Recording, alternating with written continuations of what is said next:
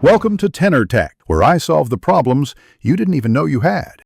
You will start by enabling the virtualization layer that Docker needs. Enable Hyper-V or WSL2 in Windows features and reboot when prompted.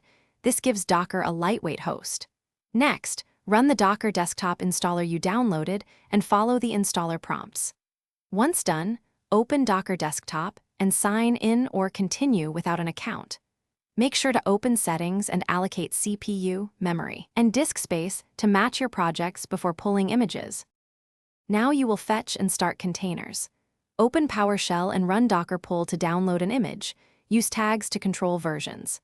Once pulled, run Docker run with D for detached, P to map ports, and name to label the container. If you need to inspect, use Docker PS for status, Docker logs for output, and Docker execut to enter a shell inside the container.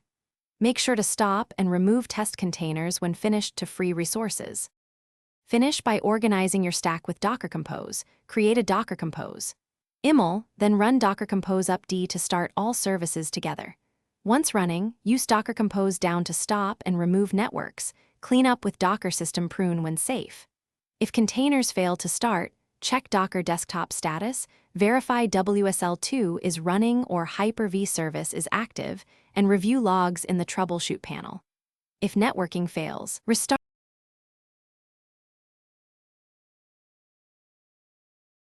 Thanks for watching. Subscribe to keep your life in tune.